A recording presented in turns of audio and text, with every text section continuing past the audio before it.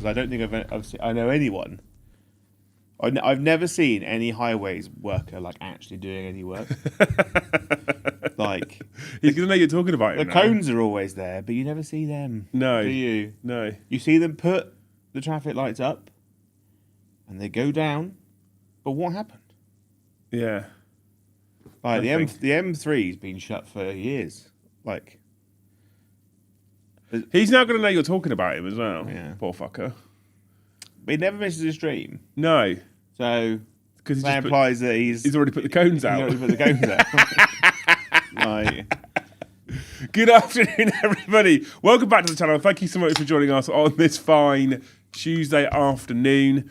Firstly, apologies for Friday. I was sick as shit, so I didn't do a show.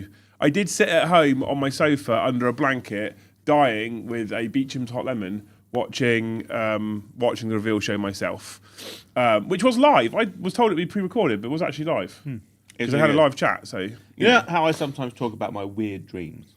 Yes, often. You mean this is kind of related, actually. Okay, right. So I got pitched by you to do one of those like traveling bike shows. You know, like what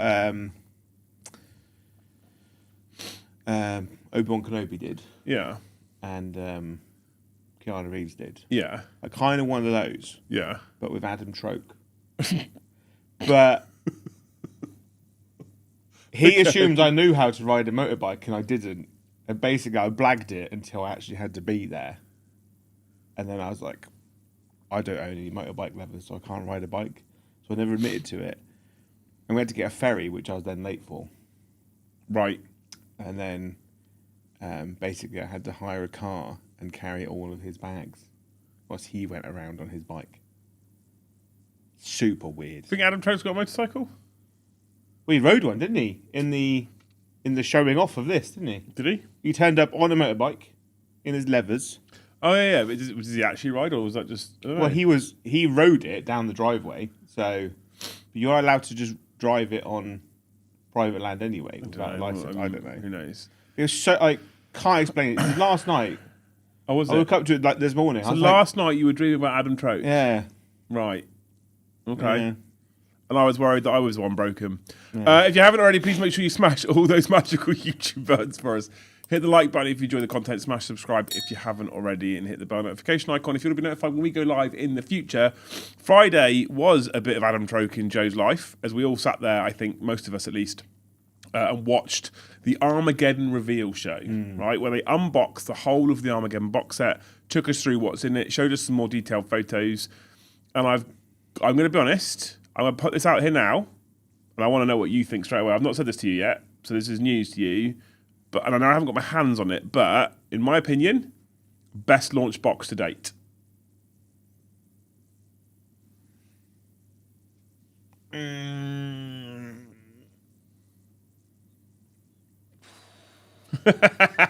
my opinion. Do you want me to explain why? I'd go second, but you. Okay, which is your first to start with? My favourite, the bestest best boy one was. What was this? It wasn't Pariah Nexus, was it? Pariah Nexus was Necron with the Scorpec. The Scorpec, but it also gave us Blade Guard Captain, Blade Guard, Storm Shield Lieutenant, Blade Guard Ancient.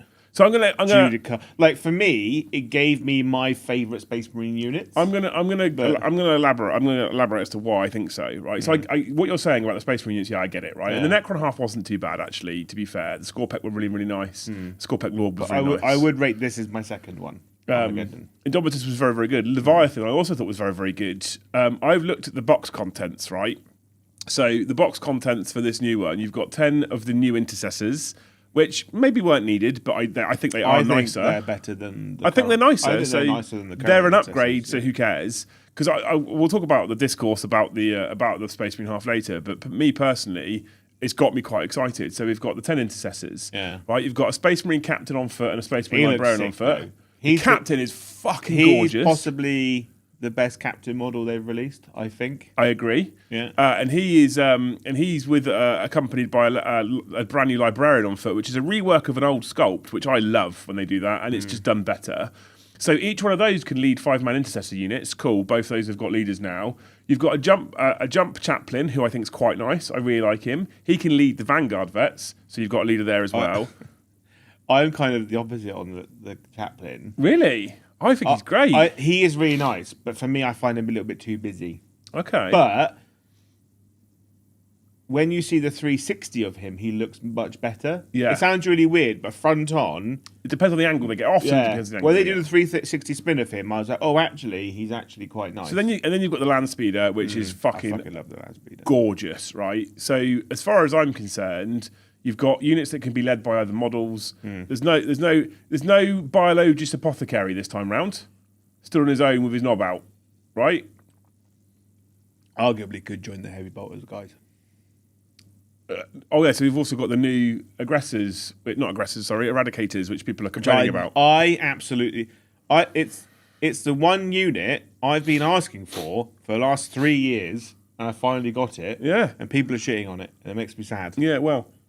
Because I wanted it. And their rule is great. So you've got those as well, obviously. So there's no like weird character out on a limb doing fuck all. There's no winged Tyranid Prime who can't join anything. Yeah. Right? So that's amazing to start with. And I think I do not understand, categorically do not understand the hatred that the Space Marine models are getting at all. I think they're all beautiful. I've seen some complaints, they're not Blood Angels-y enough. Well, no, it's a starter box, you fucking idiots. They're supposed to be chapter agnostic, aren't they? Of course, they're painted red because it's Armageddon, but you can paint them in any colour you want, funny old thing. So I don't understand that. I will say, so I think the Space Marine half is beautiful. I genuinely think it's beautiful. Yeah. I will say that I also think the Orc half is better. I do think it's better than the Space Marine half. And I think the Space Marine half is beautiful. I think the Orc half is fucking stunning. The Orc half is stunning, but there are some hit and misses in the Orc part. For me, I saw the banner. I wanted the Orc banner because I was talking to Tom about this. The Orc banner to me is like screams Warhammer Fantasy. Yeah, it's lovely. Like the Black Orc banner guy. The very similarities between the two. I don't like the Orc boss, the big boy boss with the back banner. But I do like the bigger boss, the lieutenant version, the one with the double-handed axe. I think he's much nicer. The rest guy's really nice. I don't really care about Gretchen, but they have a place.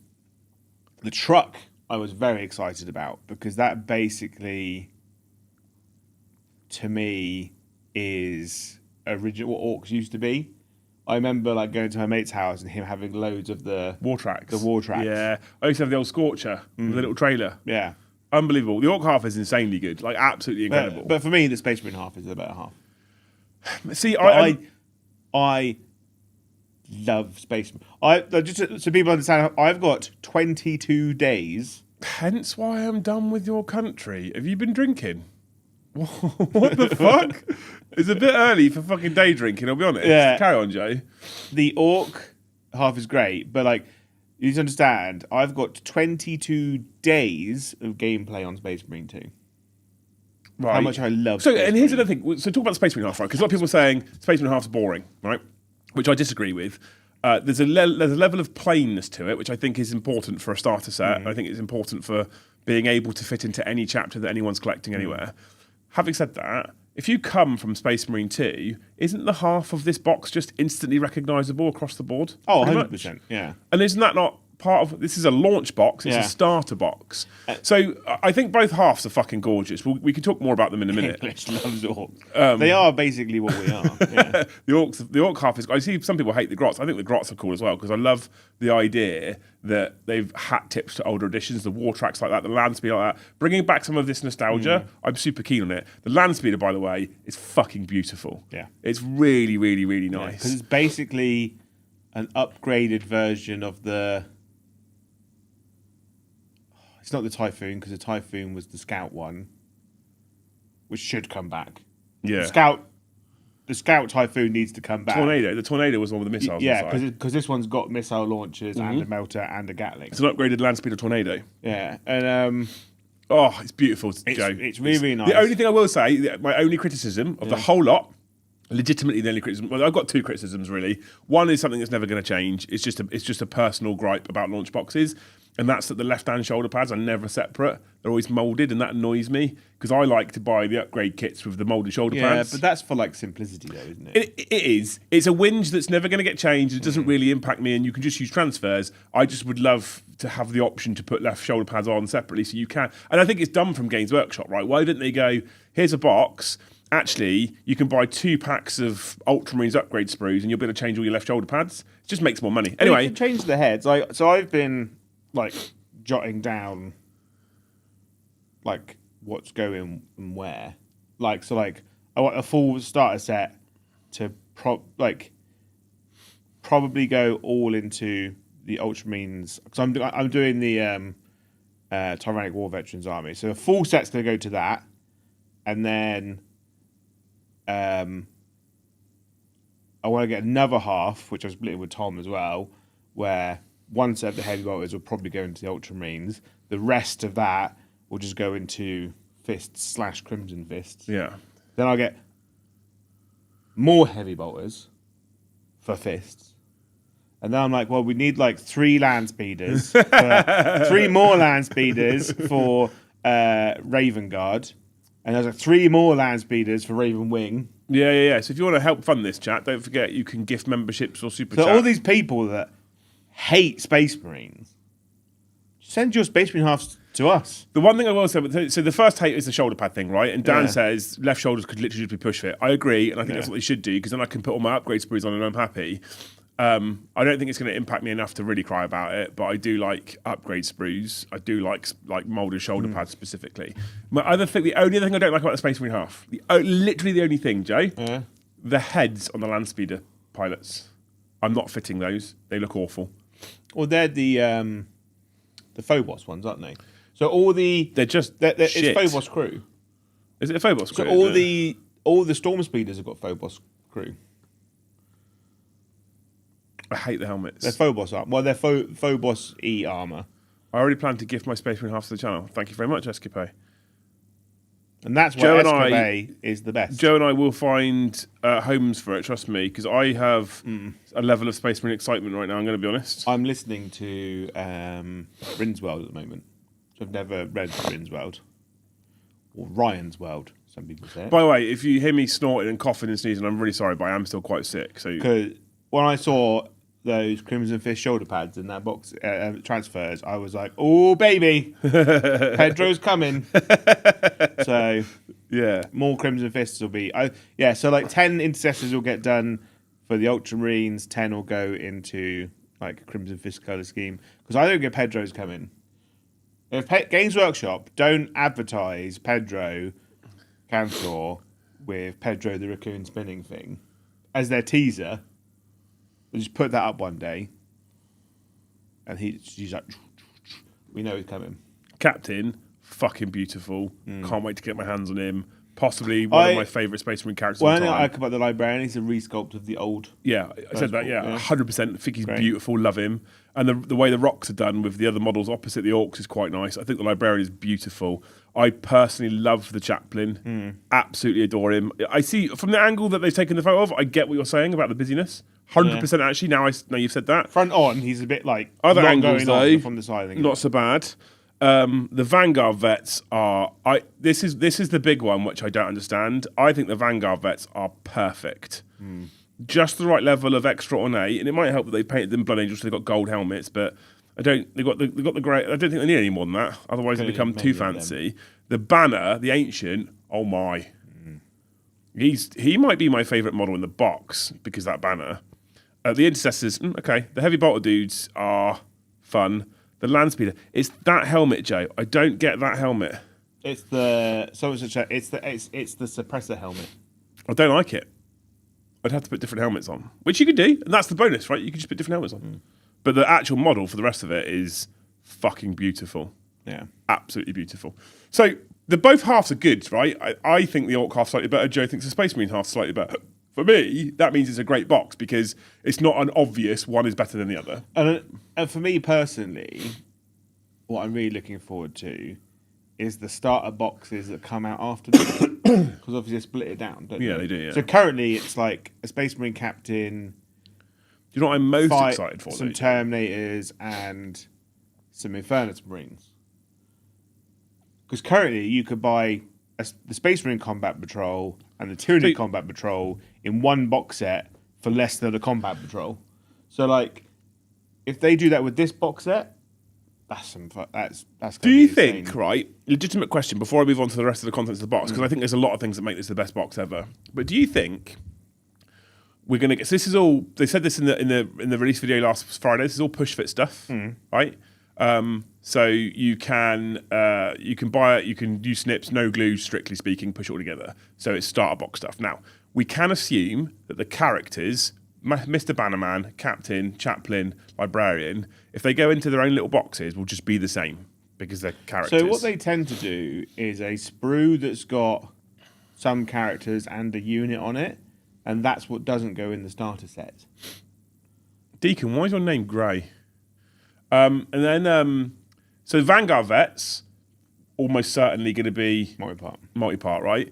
So then I'm like, do I bother getting? And this is me personally. For me and what I like, do I bother getting Vanguard vets because I can just buy multi-part and put shoulder pads on them, right? And then Gravis Eradicators of Heavy Bolters will probably go multi-part. Agree, right? Hopefully, yeah. So same detail. The one question I have got for you, the Intercessor Squad. Yeah. Do they replace the one that's currently on the shelves downstairs that's multi-part, or is this just we've done some fancy shit for a launch box, you can't get it elsewhere? I think we might see. So the Intercessors that you could buy now came out in 8th. Start of 8th. So they're technically nearly 9 years old now. Yeah, they are quite old, yeah. So, and then obviously they changed that kit when the assault ones came out, because in the first version of Primaris Marines, the front greaves were separate on every single model, whereas the assault intercessor version they were part of the leg. So this might be an entire reshape of maybe both kits will get replaced. They said the only exclusive thing will be the law book. That's interesting. So like, what you could see is a new, because when you think like the Primaris Marines that got released at the start of 8th were representative of brand new mass-produced Space Marines produced by Call, right? Yeah. Narratively, it's been about 500 years. So you've had 500 years of experience and veteranship, which is not a word, but I've made it up now, where these guys have gone through the works and then they've been more indoctrinated into the chapters they've joined. So changes in armor style will change and be more representative of where they come from or people that have crossed the Rubicon. So the original version of the Primaris kit is probably going to change to be more representative of what they are now. Ish. I would be up for them upgrading it to this new box. Yeah. Because I think they're nicer. And because standard intercessors are cool, but they're just kind of plain. Because what I want to do now is when the launch box comes out, I want to get a box of Red Corsair guys, and then use some of the arms and helmets and stuff from that, and like mix and match it into the kits. I'm into that because there's some really nice arms in there. As weird as that sounds, there's really nice helmet he options, loves a and good really arm. nice arm options in there. He loves a good arm, does our Joe. Yeah. So let's move on to the rest of the stuff. The models are great, right? We can talk about them. We can take questions from them. Please feel free to stick your super chats in if you've got questions or comments on the box set. I'm more than happy to engage you people soon. We're also currently on 12 members, which for the first stream of the month is pretty shit. But there is nearly 300 people watching. So if everyone in the chat is feeling super generous and wants to support the channel, if you stick a single $4.99 gifted membership in for us, that is insane. We don't charge for any content. We don't paywall anything. We don't take shitty sponsors. We don't take shitty adverts. None of that nonsense, right? None of that nonsense at all. So all of our support is done by fan funding. So those people that are green names in the chat, thank you. You're amazing for choosing to support us. Some people can't afford to, so by gifting them memberships, you get them involved in the community as well, and that's amazing. David specifically be more interested in the box weren't push fit, but like to keep the price cheap, it has to be push fit. See, I'm with Dave. I am with Dave though, right? Yeah. So I play Blood Angels, so I want to put Blood Angels bits on them, easy with multi-part kits. I agree with him. I'm with him. And that's why I'm like, I kind of want the half because it's beautiful, but do I just wait until there's multi-part so I can put my own shoulder pad, blah, blah, blah, blah, blah, right? Anyway, so that's a wait and see for me. I also know that no Space Marine half is going to be wasted because I have you. And then with Brom and Tom, I can pretty much assume no Orc half is going to be wasted either. Yeah. So, I don't need anything out of that box. I was looking at the Orc half going, I could. I was like, part of me was like, this could be the start of the pig army because I'm going to need infantry and stuff. And I do like the Walker thing because, as they pointed out, like side profile, it's just a big mechanical squig. It's fucking gorgeous. Yeah, it's cool as shit. The Weird Boy's amazing. The War Boss I'm obsessed with. I think he's beautiful. Also, like, I was kind of hoping the Eradicators would basically just be the company hero heavy bolter, which is sustained hits 2, damage 3. But these ones have got a much more fun rule where they're heavy bolters with blast. Yeah, they're not. So, which is better because they still get sustained hits. So they get 4 shots into a 5-man squad, 5 shots into a 10-man. So into a 10-man squad, that's 15 heavy bolter shots with sustained. Blast on a heavy bolter is actually genius, by the way. Yeah. I quite like that idea. I love it. The rules aren't quite as crazy as the Red Terror. We'll talk about that later. I love the Red Terror. Let's get the rest of the box. So we've got a little lore booklet in there. Here's another thing they've changed, which is massively different from before. You used to have this massively thick fucking full A4 size rule book. And I love the big rule books. I do. I'm a big fan of them. I've got them all on the shelf back there. I love a big chunky rule book, which is full of the lore and all the rules. And it's great. And when we have it in the studio, or I'm sat at home reading through it, learning the rules, it's fantastic to look through. The second you need to take it to a tournament, it's a fucking pain in the arse because it's massive and it's heavy. And obviously in 10th edition, it was also irrelevant about a week after launch. So I think every single box, rule book I've ever had from a starter box, I've read on and off for the first month of the edition, and then I've shelved it and never touched it. Yeah. So what they've done this time, they've go, here's a cool lore booklet from Armageddon, which I'm super into. And then they've given us this little rule book. It's reminiscent of the little AOS General's Handbook almost, right, for rules. Instantly slip it into your army case, very easy to carry around, as long as it stays regular, obviously. And then we move across to the two decks of cards. And what was really interesting, I'm interested to see how they do this. So first of all, it sounds like, I don't know if this is confirmed anywhere, maybe you guys can help. Sounds like Crusade scrapped, gone, which I'm super into. Yeah. I think we will see. I'm hoping to see more of, like the Master of the Maelstrom book, where they had custom character creation. I know some of you loved Crusade, and that's fine, and it's each their own. I personally hated it, so I'm glad it's gone. They've said that the core deck for playing chapter approved, whatever it's going to be called, 2025, 26, no, 26, 27. What year are we now? 26, 27. They say that also includes narrative ways of playing. I need to get my hands on that deck because that really interests me about how we can use that deck to make cool narrative fun scenarios and be relevant to what we're playing on the channel. I'm super excited for that. And then you get a second deck, which I think this is genius. We've been screaming for fucking ages about a cool narrative way of playing and a way of them guiding us playing campaigns. And for me, Crusade wasn't it. Right, I'm going to fuck someone off because he's doing my fucking head in. Just chatting absolute bollocks the whole fucking show. I do find it interesting where people don't like it when you're positive. Oh, let's go fuck him off. He's fucking doing my head in. Anyway, I've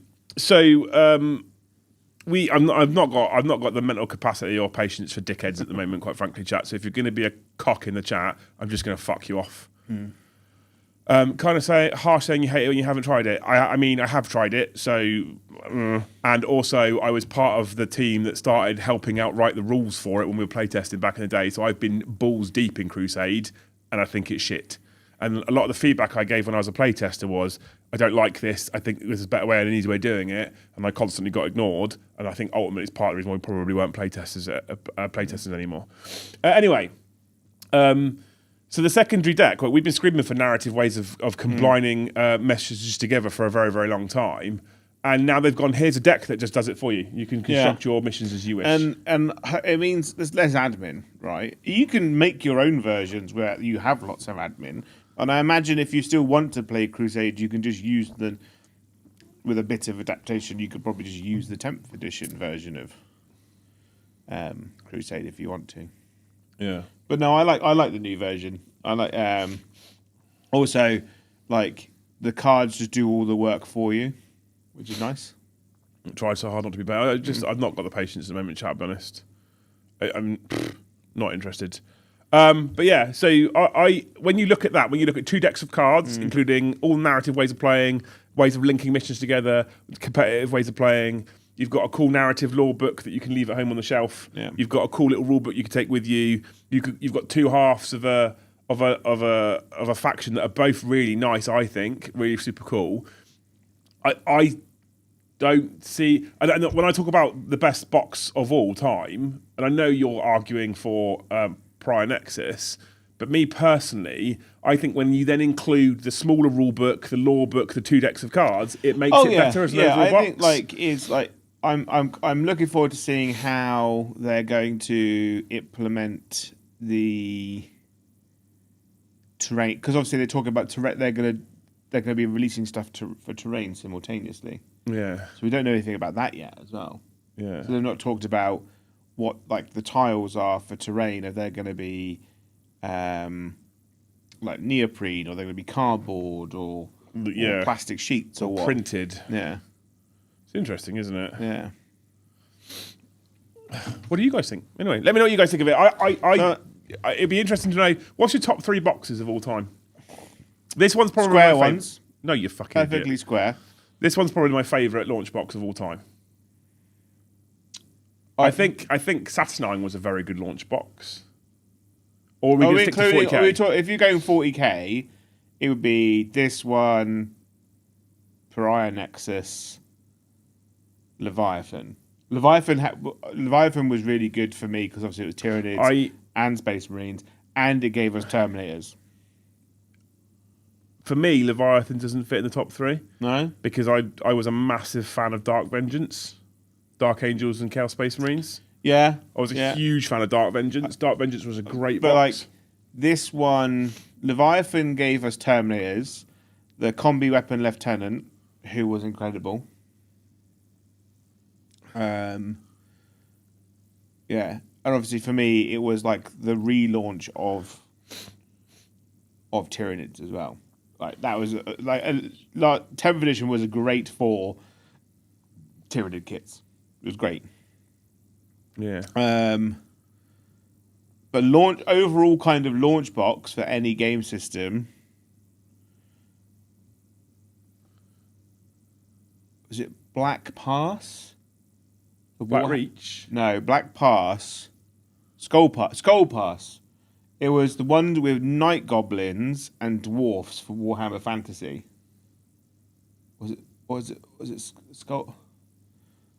I might be getting them too confused. There was one which was dwarfs and night goblins, which gave us like the classic plastic dwarf miners and the handgunners and stuff, which were nicer than the multi-parts. And then they did another Warhammer Fantasy one, which was High Elves versus Skaven. Battle for Skull Pass, they're calling it. Battle for Skull Pass, yeah. Had the cool little wagon in it as well. But the Skaven versus High Elves gave us the Lothian Sea Guard, the Iridian Reavers, which was really nice, which like have stood up to now. Yeah. It also gave us the Lord on the Griffin. It's interesting to see the amount of people that are championing Leviathan. It doesn't sit in my top 3 at all. Because I tell you what, here's the thing about Leviathan. It's the first launch box where I didn't even build either half of the army. I loved it. I know you did. I get that, but it's the first launch box where I'm not a Tyranid player anyway, and I just didn't care for the Space Marines very much. Not really bothered by them at all. The thing is though, if you like the launch boxes are always good if you like Space Marines, and then it's kind of like a potluck on who they select. B4H4D4 said that Space Marines are boring and shouldn't be in the launch box. The problem is, and I said this before, I did a stream before where I would have rather seen Astra Militara of all the new tanks versus Orcs as a cool Armageddon box. Yeah. And I think for those of us that are balls deep into the hobby, it sounds like that's a cooler narrative idea. He then said Dark Elves versus Orcs should have been the box. Problem is, they sell half as many then. Dark Elves? Yeah, well, Drukhari, obviously. Yeah, but the problem is, they sell half as many then, if not less than that. The second you put Space Marines in the box, it shifts. You also need to remember that like Dark Elves versus Orcs is baddies versus baddies. the launch box always has to be goodies versus baddies. Yeah. So you're kind of like, Yeah, fair. it'll be Space Marines versus Orcs, or Guard versus Orcs is also another one. You could do like launch Valhallans versus Orcs, or launch Steel Legion. But the problem is, being a launch box, and this is the truth for a lot of game systems. It does suck. You're right. It does suck. The thing about most launch boxes, and this is true for Age of Sigmar and stuff, is one half of the box has to be the goodies, and they tend to be really easy to paint. Yeah. And the other half tends to be more horde based. That being said, the latest Spearhead box that's been released in Age of Sigmar is showing. I don't know if this is a test bed, but it's showing a step away from that. Yeah. So typically, Age of Sigmar launch boxes are Stormcast, which is the Age of Sigmar version of Space Marines, versus insert bad guy here. Yeah. Right. And the latest Spearhead launch box has been what's it called? The Empire people. Cities of Sigmar versus Skaven. Not so easy to paint, but good guys versus Skaven. I don't know if I don't know if they're testing here and going, let's see whether people buy up into this. Yeah. Because maybe there's a room where a world where in the future for 40k we think about launch boxes that don't include Space Marines. The problem is Warhammer 40k to us, there's over 300 people in chat right now. Warhammer 40k to us people is the whole universe. It's the 41st millennium. It's every faction. It's all the Xenos. It's all the Chaos. It's all the Loyalists, right? There are plenty of people out there that play Warhammer who don't have a Space Marine army and never want a Space Marine army, despite Joe's best efforts to suggest that every single person should have one Space Marine army. I think everyone should have a Space Marine. You've said that. I'm just quoting you, right? So for us hobbyists who know the hobby and who know the hobby very, very well, there's so much more to Warhammer 40k than Space Marines. But if you were to take a singular image or a singular thing that gets people recognising Warhammer immediately, it's a Space Marine. Yeah. That's the facts. There's a reason why there's a giant fucking statue of a Space Marine outside HQ in Nottingham. There's a reason why when you walk into Warhammer World, there's a giant fucking statue of Titus. There's a reason why the game is Space Marine 2. Space Marines are quintessentially Games Workshop. They're so permanently like everything that's the massive cardboard cutouts they give the shops. We don't use them because they're tacky. Space Marines. Everything's Space Marines, right? And so I don't hate Space Marines personally. I sometimes, especially when you go into the kind of non-Codex compliant chapters, I quite like them. Blood Angels, Dark Angels, Space Wolves, Black Templars. I love Space Marines with flavour. And I know that for this particular launch box, you can argue that these are Space Marines without flavour because they're not Blood Angels or Dark Angels, they're just painted red.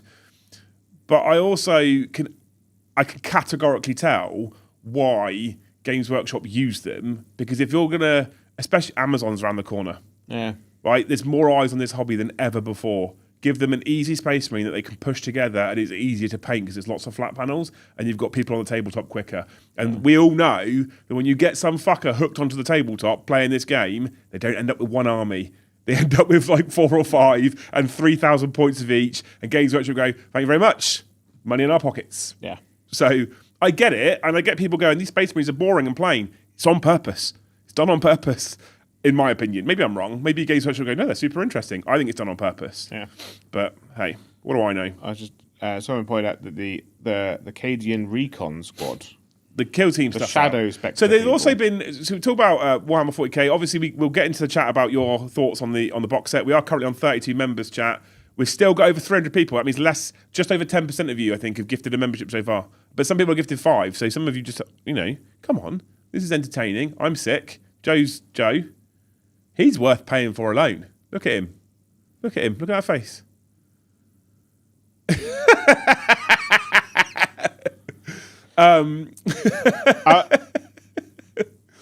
I'll do the Recon Squad rules because they're right in front of my face first. Yeah, so as well as talk about the new Armageddon box set, obviously Games Workshop have announced on Sunday that going up for pre-order this Saturday is the new Kill Team box set, which importantly for most people won't be used for Kill Team because none of them ever are. But it does include the new Catachan Special Forces unit, as well as the thing that Joe's most excited about, the Red Terror. Why are you doing all that? It's not Catachan.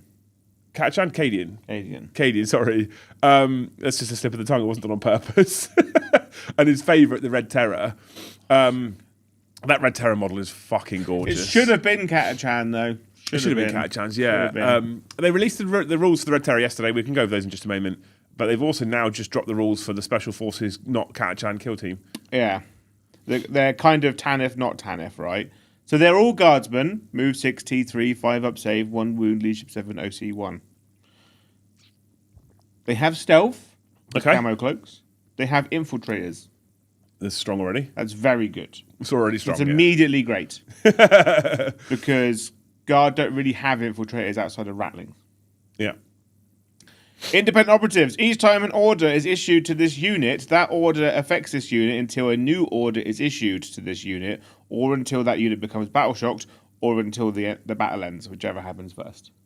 So you can be like, take aim, and they just stay take aim for the rest of the game. Yeah, they just don't lose it. Yeah. Cool. Or you go, take cover, so then they go to a 4 up save, and if they're in terrain, it's basically a 3 up save.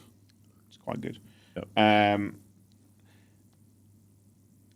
Voxcaster, when you do a stratagem on them, basically on a 5 up, you get a CP. Cool. Yeah. And Vox Relaying Beacon. At the start of the battle, you could set up one Vox Relay Beacon token for this unit anywhere on the battlefield that is not in your opponent's deployment zone, while a friendly Astra Militarum Regiment unit is within 6 inches of that token. Officer units from your army can issue orders to that regiment unit as if that officer was within 6 inches of it. At the end of every phase, if the enemy unit is within 1 inch of the Vox Radio Beacon, that's what I'm thinking about, beacon token, you set... Basically, they put a token down and you can issue orders to people nearby it. Yeah. But let's be honest, you just want... You want that sweet, sweet, sweet infiltrators rule. One person can have an auto stubber, which is a stubber, 3 shots, rapid fire 3, bolt gun basically. One recon trooper can have a plasma gun or melter gun. We know what they do. Up to 1 recon trooper can replace his las gun with a long las, which is a sniper rifle, strength 4, AP 2, damage 2. 1 recon trooper equipped with 1 las gun can be equipped with a Voxcaster and relay beacon. And you can select one of the following options. Up to 1 recon trooper can replace their las gun with a long las. So you can have 2 long lases in a unit. Snipers, essentially, right? Yeah, or up to 2 recon troopers, each equipped with a las gun, can form a weapons team, and they can have a missile launcher. So it's like old Cadian squads now. Because you used to have a heavy weapons team inside a squad. Yeah. What's mental, right, is that this is essentially a TANF squad. TANF squads have squad-assigned snipers, and they call them tread feather, but it's a missile launcher. Like stubbers. Obviously, they've got access to plasma guns and metal guns. TANF do have those, but they also have flamers. So it's just like, it's just TANF first and only squad, but by a different name. Yeah. It seems dumb, doesn't it? Like, it does seem dumb. So close. It does seem dumb. I'm with you. Yeah. Might as well just made them TANF. If they made them TANF, you could use the exact same rules they have. And it works. So basically, I need to go find my sprues for the Aquilons, Tempest's Aquilons, because they've got berets. And that's what first and only will have berets, basically. But let's be honest, you're taking it for the infiltrate. It's a 10-man unit by the looks of it. I think 2 snipers is pretty good. In 2 snipers and a missile launcher, I'm into. Or it'd be 1 sniper, 1 missile launcher, or 1 sniper, or just 2 snipers. Okay. Okay. And it's 80 points. That's not expensive either, is it? No. And then we have the Red Terror that came out yesterday. His rules are a bit bonkers, Joe, aren't they? Oh, yeah. His rules got Joe very excited. Amazing. Right? And people were like, he's poo. I'm like, but no, he's not. So the Red Terror, move 10, toughness 8, 3 up save, 9 wounds, OC 3, leadership 8. So He's basically a fast-moving Hellbrute, in terms of his stat line. Mm-hmm. In combat, he's got a Gaping Maw, which is extra attacks, devastating wounds, precision. One attack, hits on a 2, strength 5, no AP, D3 plus 2. And then Scything Talons, 12 attacks, hitting on 2s, strength 7, AP 2, damage 2. 12 attacks at AP 2, damage 2 is very good for a start. Strength 7, you're like, eh.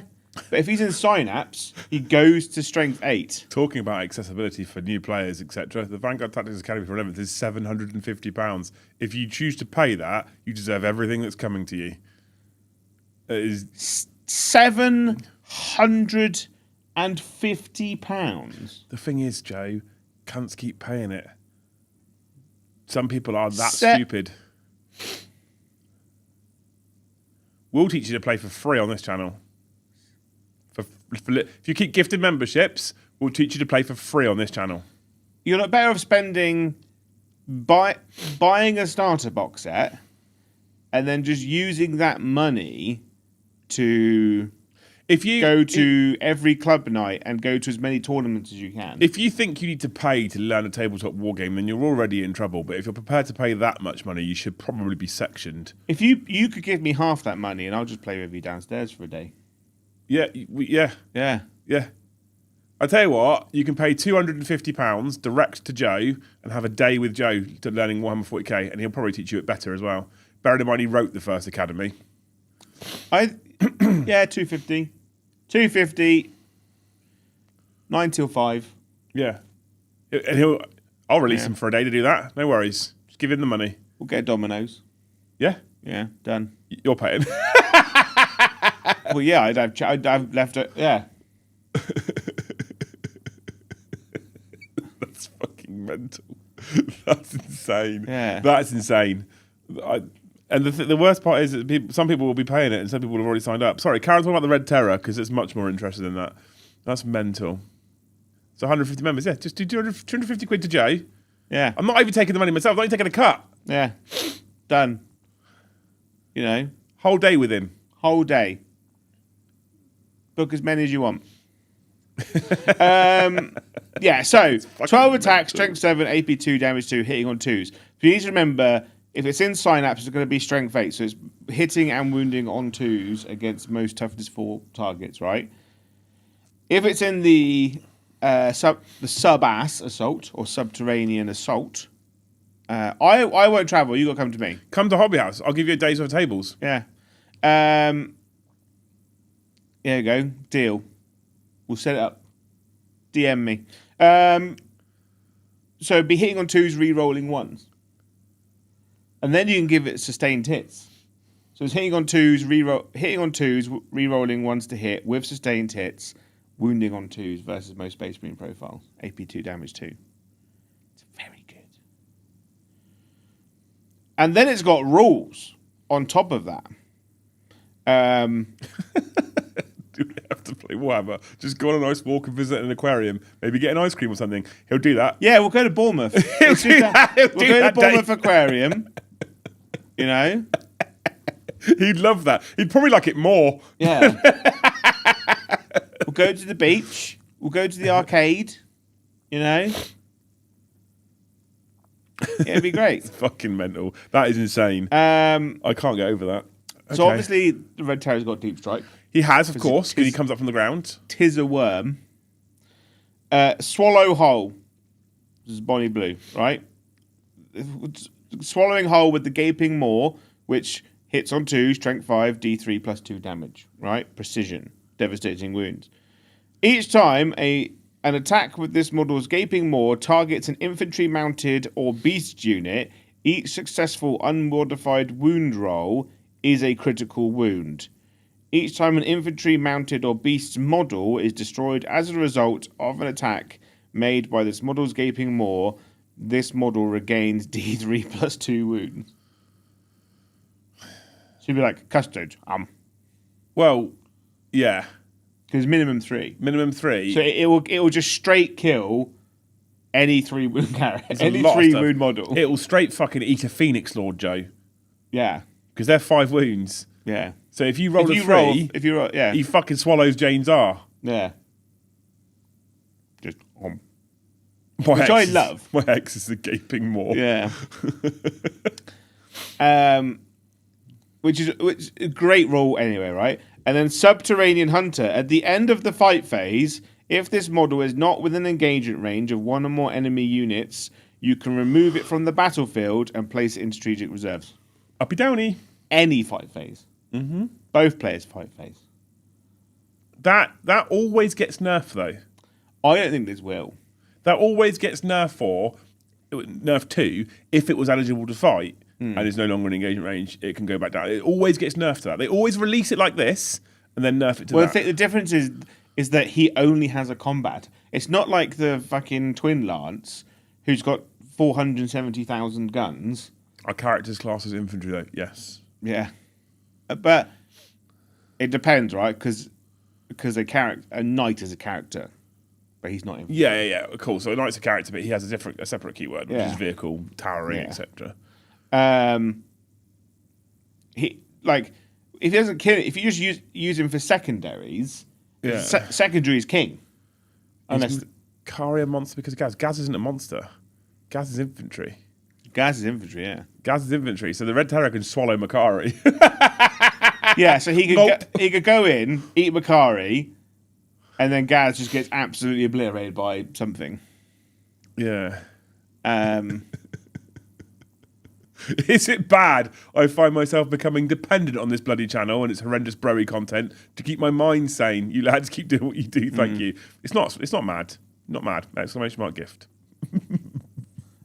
I know I didn't run up Gold Hill with a massive wheel of cheese.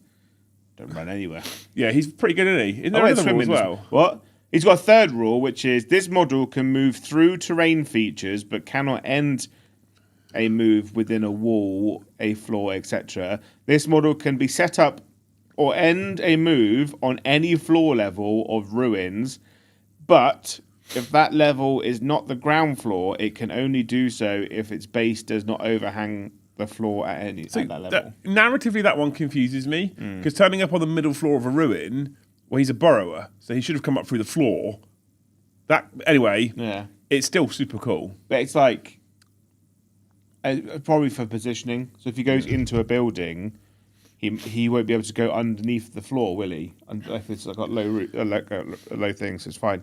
So he has got an invuln. Like in Invasion Fleet, he'd have a 5-up feel no pain. I don't know if he needs an invuln because he's picking all of his own fights. He's just good. And maybe it's a sign of things to come. Maybe 11th edition is going to be less invulnerable saves. And I'm here for that, personally. I would like to see less invulnerable saves. And so, like, with him, he's more of a precise needle. He's a very large precise needle, but you're never going to put him into anything realistically that's got more than 3 wounds. I'd like to see. Here's the thing I'd like to see in 11th edition, right? You're right, by the way. Here's what I think I like to see in 11th edition. I'm thinking about this out loud and just gonna go for it.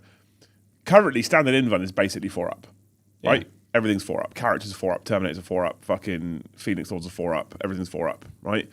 Custodians are 4-up. I would like to see that change to 5s. 5-ups change to 6s, and you get a 4-up if you've got a Storm Shield or equivalent. So Assault Terminators, and instead of getting the extra wound, we don't need 4 wound Terminators with Deathwing Knights with -1 damage. We don't need that. 3 wounds, but they get a 4-up. A normal Terminator has a 5-up. Captain has a 5-up. Phoenix Lord has a 5-up. That's what I'd like to see. You won't see that until 12th edition. I just like to see less invuns, mate, if I'm honest. I don't mind there being invuns, but there needs to be more ways of getting around them. Right, and that's part of the problem, right? Because you come up against a Custodians player who has a game where he can roll 4-up invuns. Well, like you and Andy the other week. I nearly hurt him. But you and Andy the other I would week. be like, when you're putting cones out, I hope you get hit. his ability to roll 4-ups is why he did so well in that game. And that's why I don't like them, because although it's a dice game and I believe that the dice should tell the story, I get that, but it just makes a game too swingy. But he's also like, narratively it makes sense because he's not a synapse creature. Because like in Tyranids, Gene Stealers have an invuln to represent their like speed and agility. Yeah.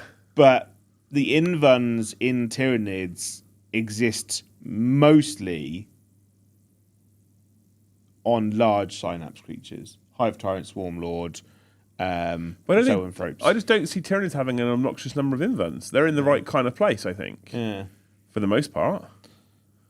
But so I think this guy's really, really good. You have to play him well. Also, he heals after he attacks. So if you do damage to him after he's attacked, he has to take it. Yeah. So if he goes in and he's got 5 wounds left, he goes in, eats something, he heals immediately, and then you punch him.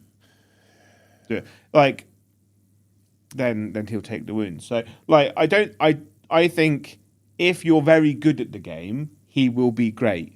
If you are average to subpar, people will probably think he's quite poo.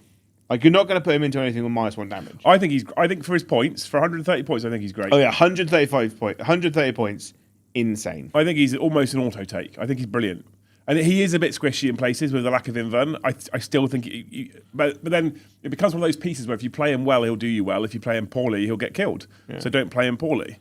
Anyway, some new rules came out yesterday. There we go. We're going to jump into chat right now, and we'll talk about what you guys think about this new Armageddon box set. I'm.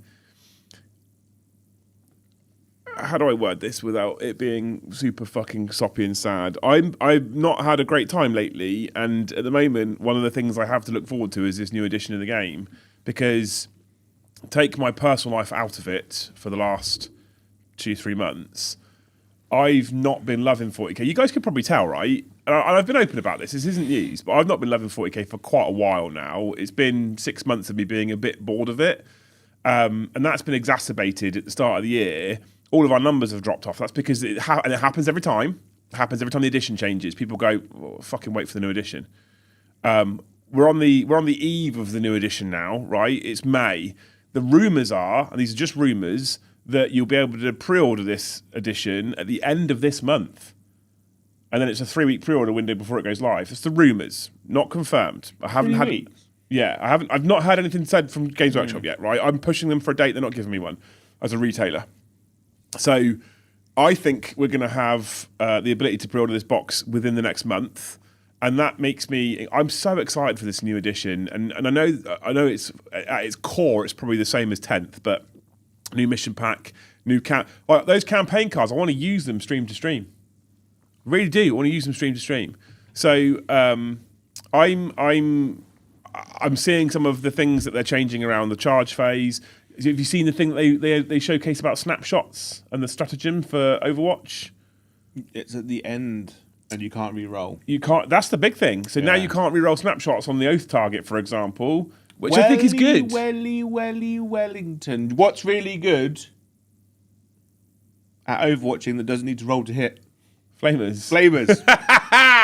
and then it's almost like I knew. And they used the word snapshots, and they wrote snapshot description in the Overwatch stratagem, and then they showed an Orc stratagem which says they can do snapshots. So there's more keyword stuff coming in. I'm genuinely really looking forward to this. Really, really looking forward to this new edition. So I'd love to hear what you guys think about it. And hopefully most of you are as excited as we are. I think maybe I haven't actually asked you, but you seem to be really excited for the new edition as well. I'm really looking forward to it. I am at the moment. I'm trying to get, like, I'm not going to be net zero, but I'm trying to get as much done before the new edition starts. I've been like, I've waited 3 years for Tyrannic War Veterans. They've not appeared. I'm just going to do Ultramarines anyway. I'm going to make my own. I've not asked you this either, and we won't do it today. We'll do it sometime very soon when I'll come in early and meet you here. But I also wanted to sit down with you very, very soon and think about a content plan for the new edition, Because I think a 10-part learn to play series that we make at the table, that we pre-record and I edit, and I've actually got people just discussed it. £250 a day. And I've got people that I know that have offered to edit it for us as well, who do editing, right, free of charge. So I think, why don't we do, I mean, fuck off 750 quid. We'll just give it to you for free. Or £250 a day. You can just send us 5 gifted instead. Or £250 a day, but you get the live Joe experience then. So there is a reason to do that still. Yeah. Right? Clothing optional. I think that'd be, and I'm excited about the campaign cards. I'm like, how can we do that? How can we have like narrative Thursdays where we've got games that are linked? Can we bring in more than 2 factions? I like the idea that like we all kind of pick a faction and do streams that are based on that narrative for that faction. So say I choose Tyrannid, you go Blood Angels, Paddy goes Tau. Then we kind of stick with those in those kind of narrative games, and we use the campaign cards to do the next bit. Also, be good for downstairs if we want to do like a campaign weekend. That'd be amazing for downstairs. Then you could just use the cards, so you don't have to come up with much. Anyway, let's jump into chat. We jump into chat, JJ. But yeah, I feel like we could see if we get some other people to come in. Like we could get like Paulie to come in with like his Drakari or something, or why don't you rebrand the channel to Hobby House? So 2 reasons. Well, there's more than 2 reasons, but the 2 main reasons. First of all, the channel and Hobby House are 2 separate businesses. I own the channel on my own, sole shareholder. It's my business. I employ Joe. This is the team. These are the people that get paid from Hobby House, from the channel, right? Hobby House is a completely separate business owned by 6 shareholders, 2 to 3 company directors. It's not mine. So what I put out on this is me, my opinion, and Joe's opinion, obviously. Hobby House is a collective, and I don't want to... One of the things I wouldn't want to do is put something out there that is not representative, perhaps, of what the shareholders for Hobby House believe or agree with. Secondly, we are quite broy, as Farmer George says. We fucking swear and say inappropriate things and make terrible jokes and all that kind of stuff. Because we are that kind of vibe with that kind of channel. Hobby House is a very premium, professional brand and vibe. And that's how we try and maintain downstairs. So it doesn't fit. And thirdly, rebranding murders a channel. I have thought about rebranding the channel a few occasions and rebranding it to The Great Hall instead of my name. I changed it to my name because YouTube told me to. My YouTube partner manager said, no, channels named after a person do better overall.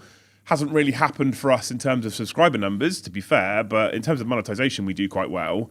I say quite well. We are a small channel, smaller than a lot of people, that has a staff member and a studio and a whole setup. There's channels much bigger than us in terms of subscriber numbers who don't have that. So sometimes it's tight each month. It gets me nervous on the first stream of the month when we're up 50 members an hour in, but it happens. But rebranding, my search terms, for example, right? YouTube gives you all of the data. My search term, the top search term for people to find the channel, is literally my name. So if I rebranded the channel, people were searching for it, they wouldn't find it anymore.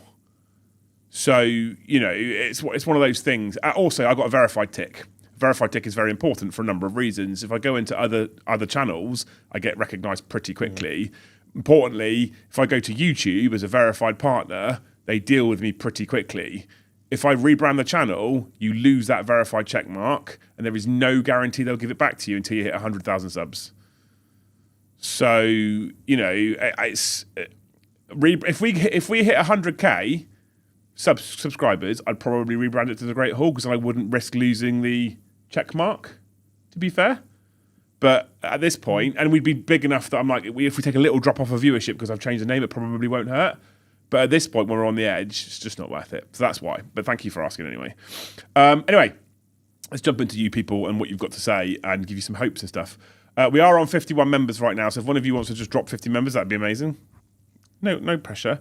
Evan, thank you for the 1 gifted before we started. You're a legend. Love you. Thank you, Skippy, the Magnificent, for 5 gifted memberships. I was trying to figure out what Skippy the Magnificent's icon is. UN X Forces Merry Band of Pirates, not Pilates. Skippy, I hope that you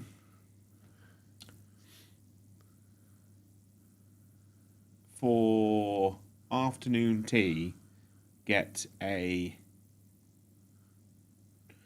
double big tasty with bacon. Love it. It's given to you. Love it, love it, love it. The merch is great. All the team is great. All Shield Wall, the Discord is great. All New Gone. I mean, I've just explained it. Just explain what happens. So you can go on as much as you want. It ain't fucking happening. He had a winky face. That means he's like fun. Just being fun. Winky face. All right. Well, I'm still telling you it ain't fucking happening. All right. Thank you, Tank. Thank you, Tank. Grumpy today. I am fucking grumpy today. Thank you, Tank. That's why you and Tom are playing. Have you seen his message since we've been live? He's put 18 meganobs. Yeah. So he saw the picture of your 3 Baneblade variants on the table. It went, 18 meganobs just fell into my list. Yeah. I think it's a bold choice putting a bunch of 3 wound models in there.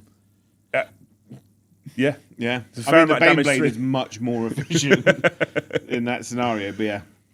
Thank you so much, Tank the Unknowing, you wonderful human being, for 5 gifted memberships. Thank you, Ian. Thank you, Tank. I hope that you get a pet sloth. Nice. Into it. Dave, thank you for the $5. Liam, I sent you a message on Discord regarding last month's giveaway. Don't know how often you get on it to check the messages, so I thought I'd send this. I don't get on it to check messages much, actually. I don't look at the message inbox because there's fucking hundreds of them. So I'm sorry. I also have been doing an exercise in the last few weeks of just trying to fucking ignore extra noise, which isn't the greatest when you run 2 businesses. But I've needed to. Can you email, Dave, if you're still in chat, can you email me, liam@hobbyhouse.com, please, with the details? That is a thing I am checking frequently, and I will pick that up, I promise you. So if you can email me, liam@hobbyhouse.com, that'd be insane. If I don't see you saying, yeah, that's not a problem, mate, then I'll try and remember to go into Discord at some point later and have a look at your message. But congrats on winning the giveaway. We'll sort it out for you. We'll definitely get it sorted for you. Darth Windy, thank you for $5. Personally, I'd have much preferred some refreshed Devastators over the new Eradicators like Loyalist Havocs. I would have preferred that, but I'm also a massive Gravis fan, so I do like Gravis Marines, but I don't like this one-handed heavy bolter pistol pose. I've got the same one for the melter guns. It seems like it's just a copy-paste, which is lazy. But he's run out of ammo. On the model, the magazine's on the floor. Right, no, I get that, but it's just because it's the same pose as you've got in the Eradicators. Like Captain Price says, it's easier to change to your sidearm than swap magazines. No, I get it, You know? but it's still just the same as the Eradicators and melter guns. I'd like something a bit different. You can't. Cool, okay. So, I would have liked Devastate. I would have liked... I wouldn't. If you, fuck off. If they'd have given you a Tacticus Intercessor-based Devastator squad that gave you las cannons, heavy bolters, missile launchers, there's no way you're telling me you wouldn't have liked that. No. Right, and my reasoning is it would be horrible to balance them points-wise.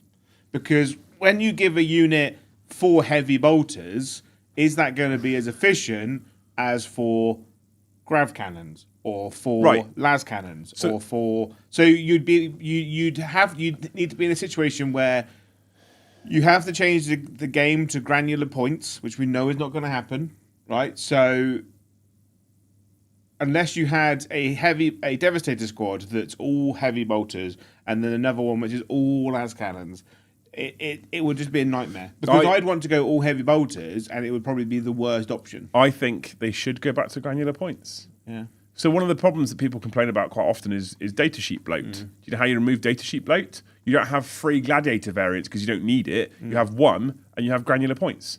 That's how you remove data sheet bloat. But that won't happen till 12. No, and I agree with you. 3 more years. If it happens at all. Yeah. I don't think we'll ever see it come back in 40k. But the way you solve data sheet, some of the data sheet bloat in Space Marines is by putting granular points in there. And the way you solve your whole problem with a Devastator squad, putting granular points in there. Yeah. That's what I would do.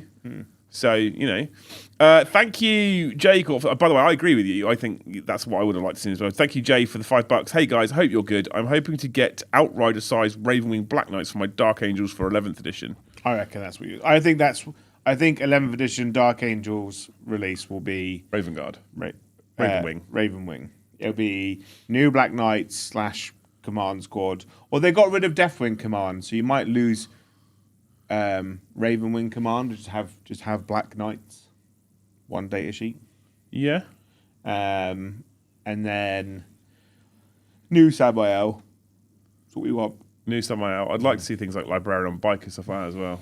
Yeah. I'd love to see that kind of stuff. I've got a chapter on Bike. Do you know what they need? They also need a plastic Ezekiel.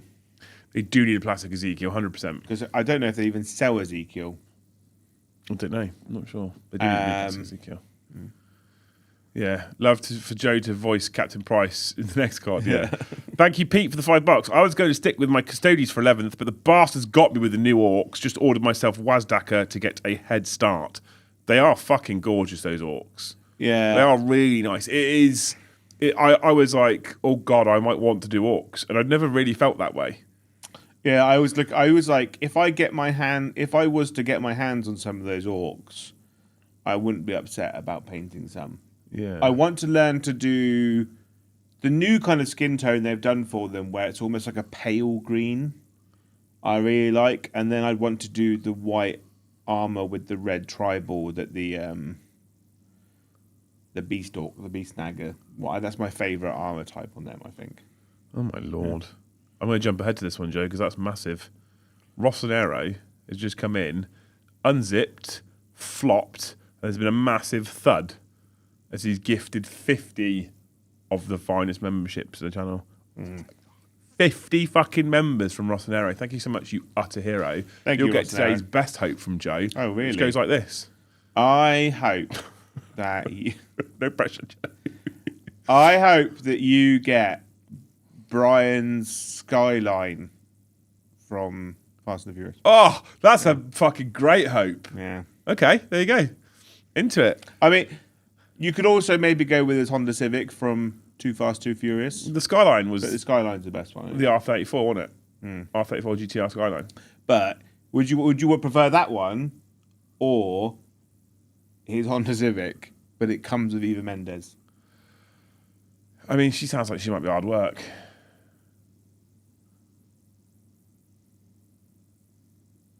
Take the Honda Civic.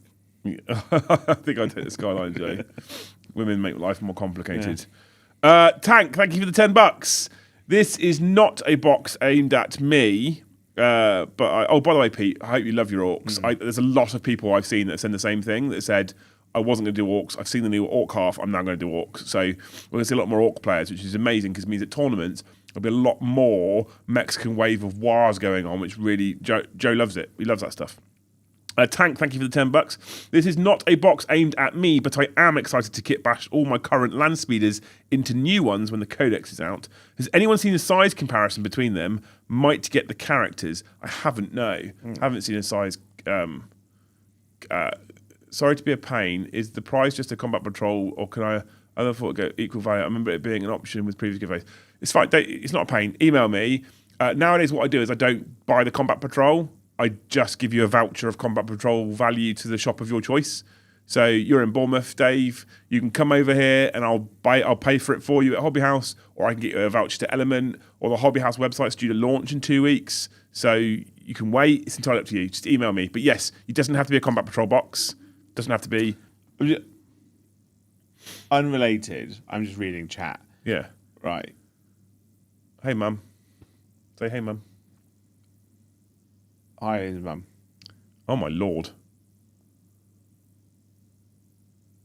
He liked the Skyline, Joe. Yeah. He liked the Skyline. He's come back for more with another 50 gifted memberships. My God. Take it, Rossonero, for 50 more. I hope that fuck me.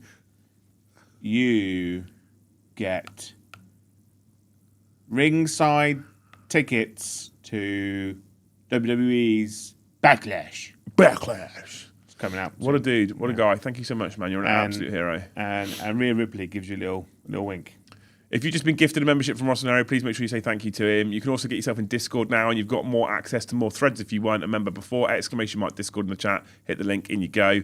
If you make sure your YouTube account is linked to your Discord account, it will unlock extra areas for you. You can also, if you've been gifted a membership, you can choose to upgrade. So, for example, the next level up is Jarl tier. It will cost you an extra £4. If you pay the extra £4 at that point, you get access to a giveaway every single month, which is what me and Dave are talking about, where you can win Combat Patrol box equivalent every single month. So basically, I give you a £100 voucher. It's the easiest way of doing it, right? I should probably stop calling it a Combat Patrol box giveaway, just a £100 voucher giveaway every single month. So that probably sounds better. So you could pay $8.99 a month to be a Jarl tier member, and every month you could win a £100 voucher. And if you're in America, I just go onto Google, put £100 in, convert it to US dollars, and send you that amount. So you get the same value. If you're in Australia, put £100 in, figure out the Australian dollar value, send you that amount, right? Liam's mum, Mrs. What if Mum they is a live in ninja. Australia or America? What if they're in Japan? Well, as long as it's got Games Workshop store, I'll translate it to Japanese yen and send them a voucher. Oh. So they don't have a Games Workshop store? Then they're fucked, aren't they? Oh. Where are they going to buy their stuff from? And if they don't, and that's the other thing. If you're in America, you can say, I'll have a Games Workshop voucher for £100. You can also say, I'll have a War Game Portal voucher. And I'll just do that for you as well. So, can I get a £100 Wetherspoons voucher? Oh! That's a lot of pick and mix deals as well, that is. Yeah, I haven't seen a land speeder size comparison. I did see on the video that Adam showed off that there's different ways of mounting it onto the so basically, before Rossnero came in, I said, like, I was going to go to the fact that you cannot please people. One of the shittest things Games Workshop has produced over the last 10 editions, one thing they have not been able to get properly right is the flight stand, right? And if you look at Eldar players or Drakari players or Space Marine players or Sisters players, any army that has some kind of flight jump stand, what always happens? It breaks, or they just don't glue it, or they fall off. And then they get a tree or some rocks, and then they glue it to those, right? So Games Workshop's like, we'll get rid of the flying stand, and we'll do it so it's connected to the base, like with smoke or like rocks everyone else or does, whatever, yeah. right? And then they do it, and people are like, don't like it, don't want it. I'm like, I wanted a flying stand. They have done some decent flying stands. I think the ones that are for the Storm Speeders aren't too bad, are they? They're all right. The problem is it's a ball joint, which means that it wears. Obviously, the more you use it, it wears, and then you go to put it on. They just fall off all the time. So you have to you can either glue it, which obviously is a snapping risk, right? Or you cut the ball off and you magnetize it, which is just more work. Or what I've done for my ones, drilled a hole into it, drilled a hole into the bottom of the land speeder, and then put a pin in it so that it fits on, but the pin stops it from rolling around. So it's just kind of like it's the best one they've done. Correct, I'm the person who looking at, for example, not eradicators. What are the inceptors? Yeah, the double pistol dudes. Yeah, so it's like printing flying smoke bases has been popular. Yeah, right. And people are like, which is like, so Games Workshop has gone, stop making your own. We'll just provide them for you. And people are like, don't like it. Yeah, because so I bought for Inceptors, I bought those double smoke plumes, just popped into the jump packs because I hate the flying stands. Yeah, hate the flying stands. They're awful fucking things. So that I have not seen a size comparison. I have seen it to the bigger land speeders, the Storm Speeder. I haven't seen a size comparison to the old classic land speeder. The new one is significantly smaller than the Storm Speeder, so it wouldn't be far off. You're going for a little toilet break, Joe, are you? Oh my god! I went swimming this morning. Did you? Yeah. Unrelated, just telling you. Oh, okay. Beautiful. He just decided to share us that he's been sleeping. Tiger Trigger says, "Hello, gang. Hey, dude, how's it going? Do my head in the clear plastic ones prefer smoke? Yeah, same. But this is what I was saying to you. This is what I was saying to you before, right?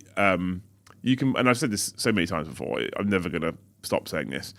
You can please some of the people some of the time. You can't please all of the people all of the time. So whatever happens, someone somewhere's not going to be happy with it. So you can go clear flying stands, and someone will go, "These are shit. I don't want to use them." or you can go cool narrative smoke plume flying stand, and someone's going to go, this is shit, I want a clear flying stand. So they have to try and decide what they think is the lesser of the two evils and please most people. I think it looks fucking cool. I like it.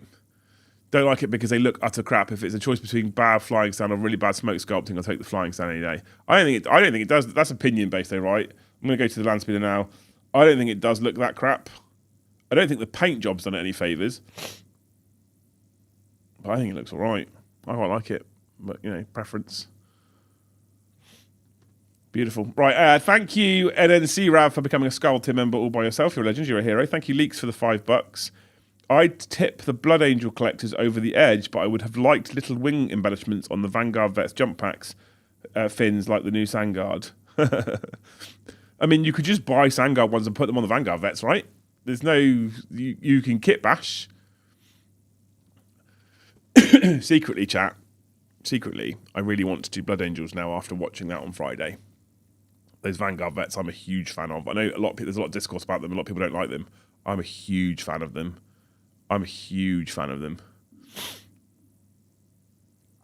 So, I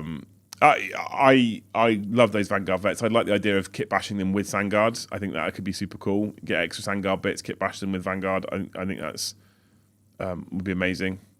I got a question for you actually, Joe, as well. Oh, yeah. Do you have any need for assault intercessors on foot? Do I have any need for assault intercessors on foot? Yeah. Always. Okay. That's it. That's the question. Thank you, Jacob, for the 1 gifted membership. Thank you, Pete, for the 1 gifted membership. Thank you, Kenneth, for the 1 gifted membership. And thank you, B. Samsico, for 5 gifted memberships. B. Samsico? Yeah. Where is that? Leek said, by the way, this is underneath Luke's super chat that I've hearted, that he wants to see little wing embellishments on the Vanguard Vets jump packs, just like Sangard. But what would make Sangard then?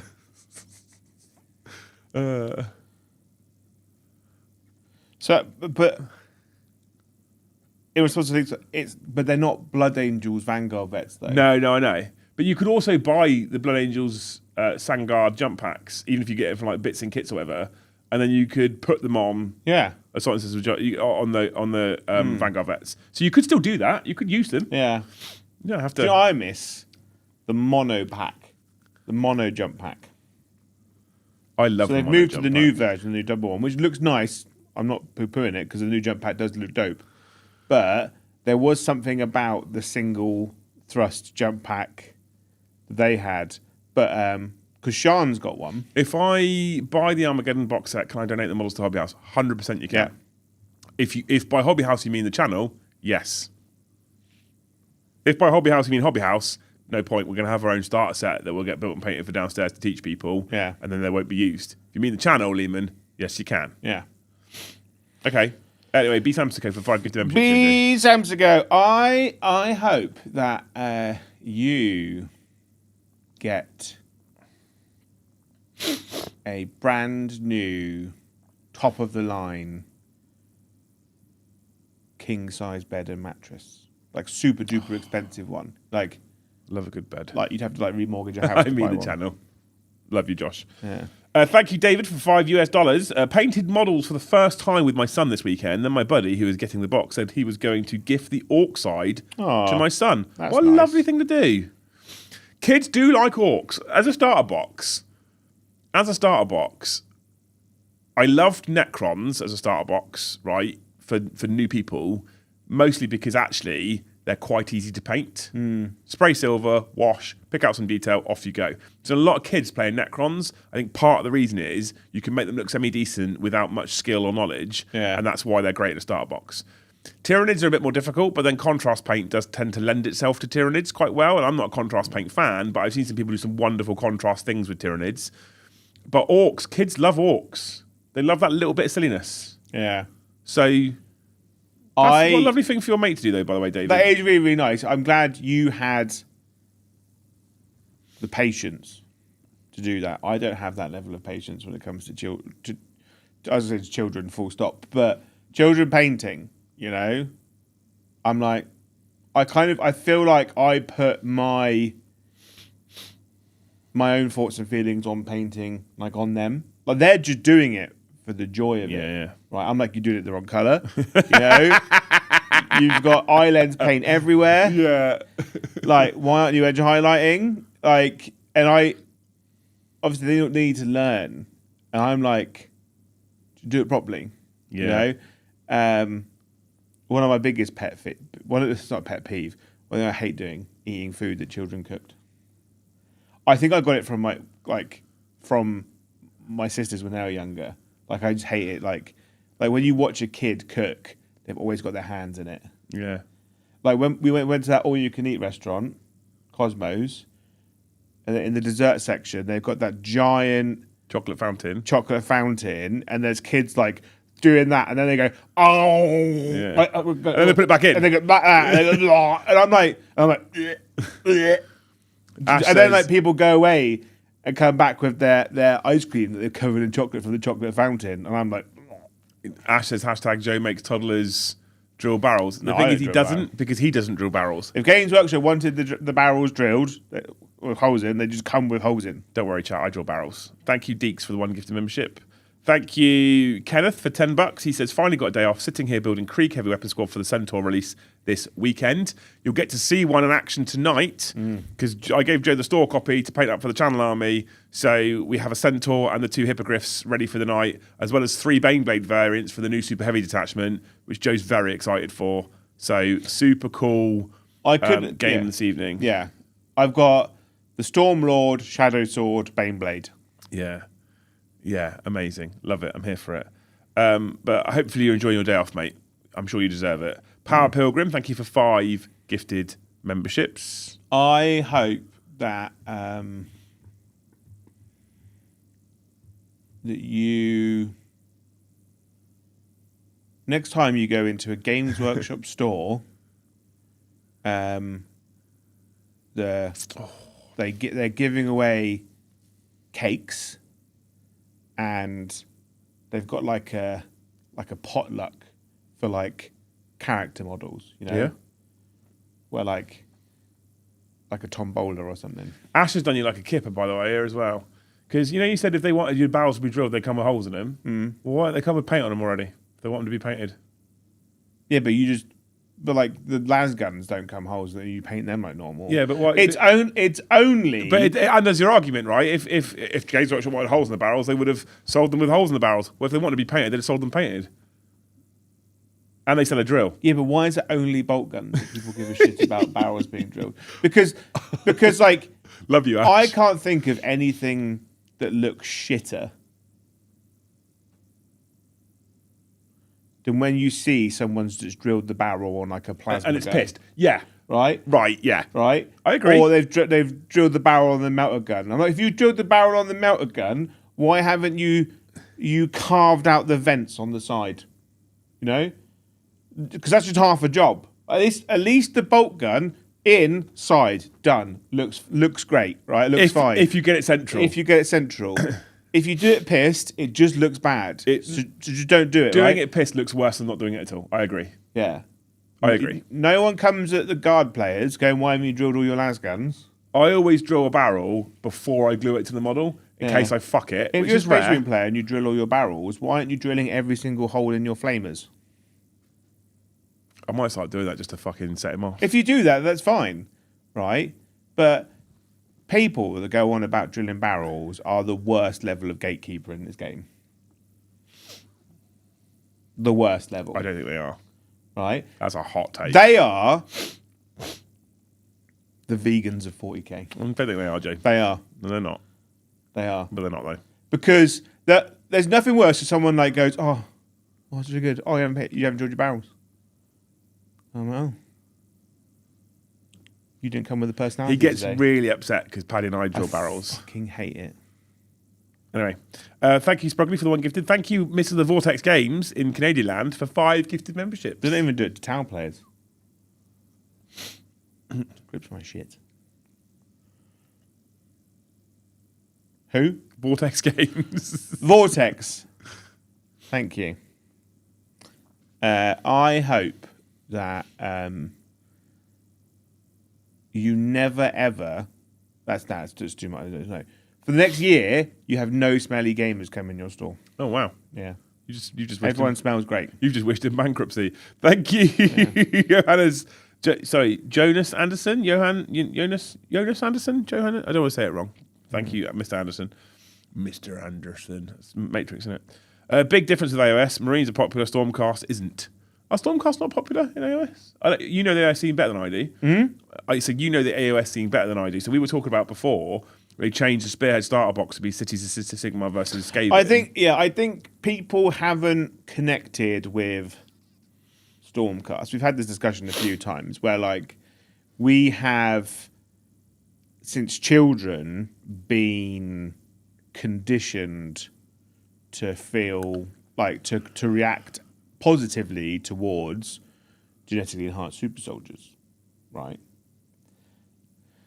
Computer games like Halo, Gears of War, Doom, Quake, right? Terminator. We were all into these, like, Sims. Just absolutely jacked dudes, right? And then, like, we kind of react in that way. Sisters have the same thing, you know? We had Janeway, we had Xena, we had Sarah Connor, right? We all kind of positively react to these people who are super strong in big suits of armor. But ultimately, Stormcast hasn't come out the same way. No. And I have a theory, right? So Stormcast can't die. So like they say with, like, Spartans in Halo, Spartans never die. They're just missing in action. They're always MIA, never KIA. But Space Marine can still die as well. They die heroes. But the problem with Stormcast is there's no danger because they die and they're immediately just reborn. They've changed the narrative slightly so they go slightly crazier, right? But there's no jeopardy in it. You know? Yeah, okay, I get it. So I see what you're saying. And aesthetically, they look more like statues.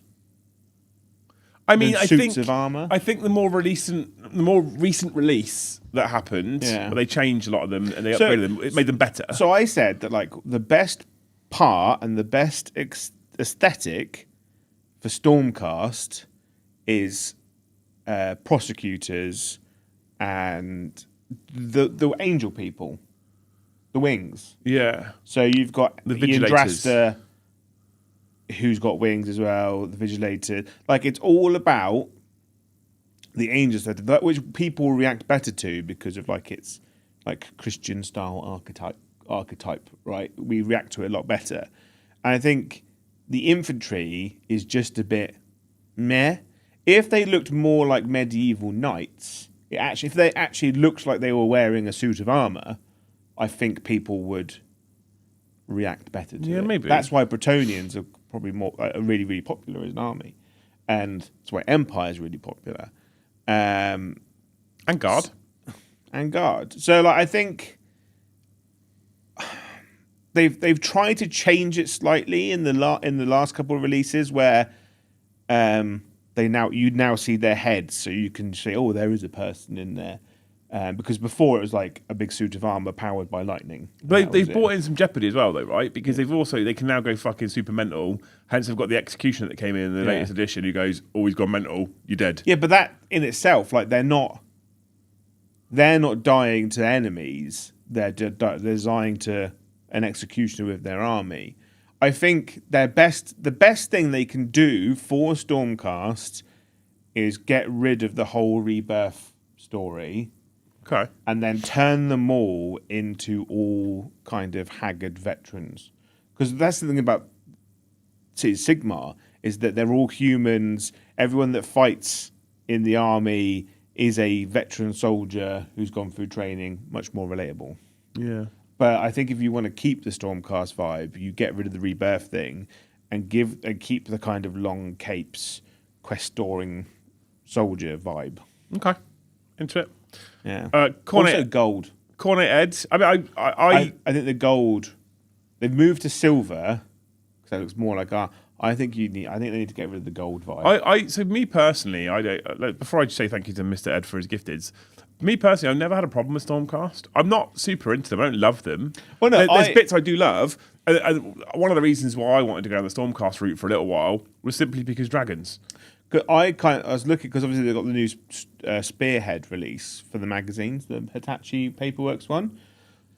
I was thinking about getting it and restarting Stormcast and going. My favourite colour scheme for them was like the Minotaur's bronze with red capes, and I think like with the right basing and stuff, you can make Stormcast cool. Because I really like the new stuff.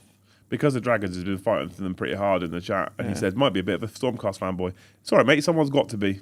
Someone somewhere. You are him. I love so I was talking to Josh the other day because he was talking about doing an Age of Sigmar team tournament. Yeah. And I was like, if that Spearhead magazine comes out with them in time, and they release the Angel People, right? They're not prosecute. I can't remember what they're called. The Angel People. They're my favourite kit for them. I will have Indrasta and nothing but them. My entire army is cool angel dudes and ladies, right? And that's what I want. Yeah. Yeah. Josh is in chat. Hey, Mr. Oh, he's listening. Yeah. I messaged him the other day. I want all bird people all the time. Josh knows this. Mr. The Cornet Ed, thank you for 5 gifted memberships. Thank you, Cornet Ed. I hope that you have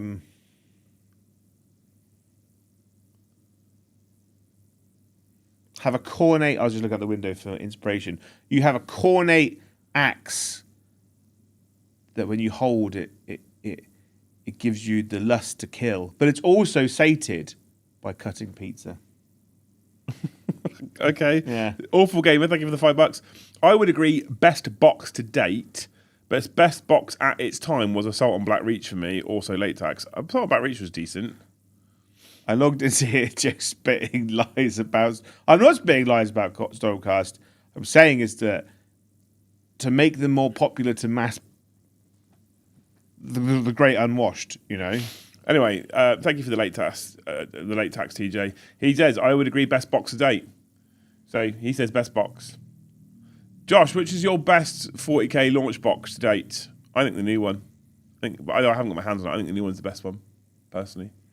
Prior Nexus. But he's a hipster. He'll give you some edgy answer. Yeah, that's why I'm asking him. Why not? And we get him involved because we love him. Thank you, Baron Van Knox, for the 1 gifted membership. Thank you, Robert Hoofbert, for the 1 gifted membership. Thank you, Deeks, for the 1 gifted membership. Thank you, Mar, for 5 gifted memberships. Mar. I hope that you get to be an extra in the new Warhammer series. I love it. He says Indominus was his go, so he agrees with you. So you're saying you've got a hips to take? No, we had this exact same conversation the other night.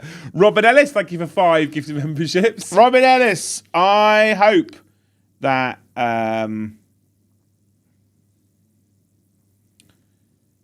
you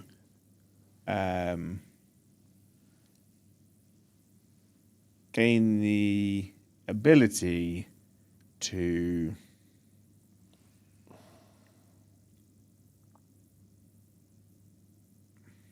I thought you were going to sleep. change the density of your body.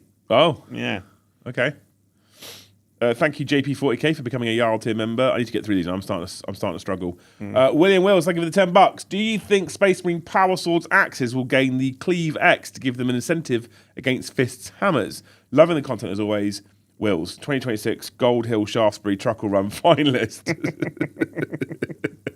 That's incredible. I like to see some more rules like that. I think quite often at the moment, you know, for some units, let's take, for sake of argument, I don't know, Space Marine captains, right? And you can take a Power Fist or a Thunderhammer or a sword. Most people are only taking swords for aesthetic reasons, I think, because the others are just better. So I would like to see more competition for choices amongst weapons in general. So when you have an option of a Thunderhammer, a Power Axe, Power Sword, or a Power Fist, it is actually a decision to make rather than just we'll just put the Power Fist on because it's the best. Or just put the Thunderhammer I on think 'cause we it's the will best. probably see like the chain swords get cleave, chain axes, like chain weapons make sense to have cleave because they're more of like a horde clear. Whereas like it doesn't make a sense for a power sword to gain cleave in the sense it is because it's a piercing weapon, right? Mm-hmm. Or you'll probably find that cleave gets associated with units. So like Death Company or Berserkers or Striking Scorpions might get cleave as a unit rule. Yeah, I just still think that I would like to see more. Like so often, excuse the Striking Scorpions, for so many Exarchs, you look at weapons and you go, "There's only one choice." Well, I'm always like, I've kind of been the opinion it was more evident in like 5th, 6th edition, a bit of 7th, where they go swords damage 1, AP 3, fists damage 2, AP 2, hammers damage 3, AP 1. Mm-hmm. Because it's a blunt force weapon, but when it connects, it does more damage, and I think that's how you should scale it. Okay, I'm into it. Maybe Thunderhammers still have devastating wounds because you might hit him in the head. You know. Yeah. Love you, Wills. I will live on that. A sword is aesthetically pleasing versus a massive hand that looks like you've had a reaction to a bee sting. I like a good Power Fist. I think Power Fists always look better on Guardsmen than Space Marines. I don't know why. Do you think they do? As an Imperial Fist player, I do not agree. But no, I do like the Humble Fist on the Guardsman. But That classic Commissar with the Power Fist up in the air. I love... Anyway. I think Power Fists make sense as... On Terminators, the whole unit makes sense. But I think on normal power armor, I think Power Fists kind of only really makes sense on characters. I dug out the 3 Sanguinary Guard that I started making a while ago this morning before we went live on air. And I realised all 3 of them I put the swords on, both with the spears. And I remember categorically not looking at the rules. I just went, I want the swords because they look cooler. I love a good sword. That's why I like fucking Black Templar so much. There's only one sword arm I don't like in that box set. Yeah. It's the one that's like that. Oh, I like that one. Like, I don't really like ones that are like, so the sword pointing arm, aesthetically, I don't like when it's directly forward positional to the body, because that's a bad sword fighting stance. And also, it doesn't create like a nice physical like follow through line. It makes more sense for it to be side on and out. Thank you, David Needham, for 5 gifted memberships. It's less aesthetically pleasing. Who? David Needham. I hope that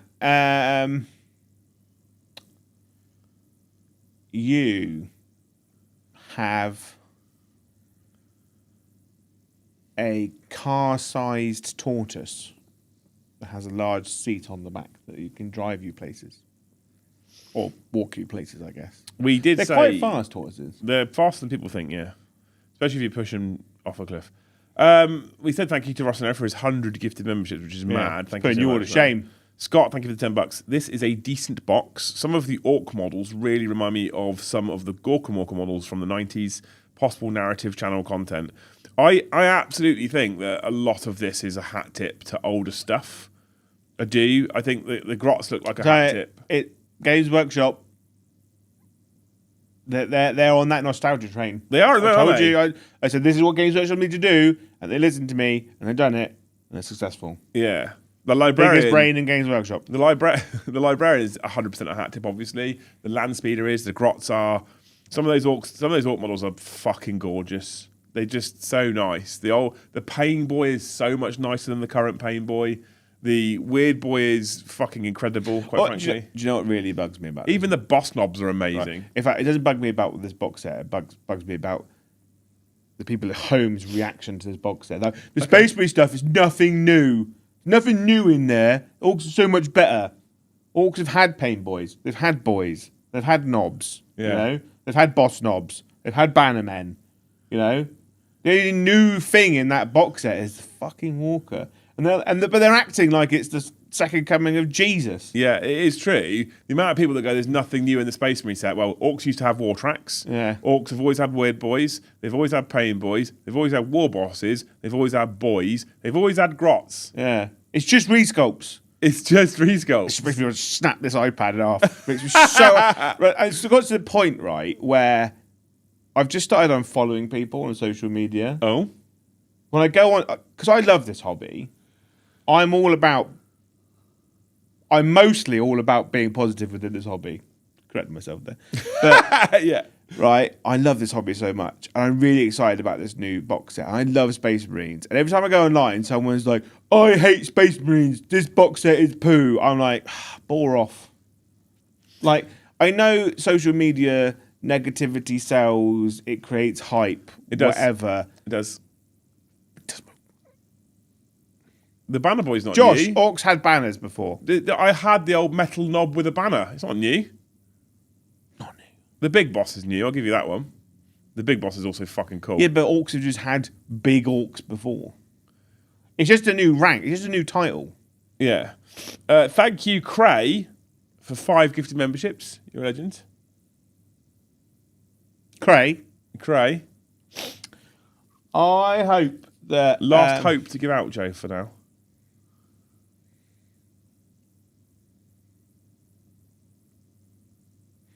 I hope that you gain the ability to give people cramp. That's quality. I'd like that ability. Yeah. Thank you, Nick, for $5. Blangel's Combat Patrol acquired for my birthday Friday. First Space Marines ever. It begins. Maybe we should do them alongside each other, Nick.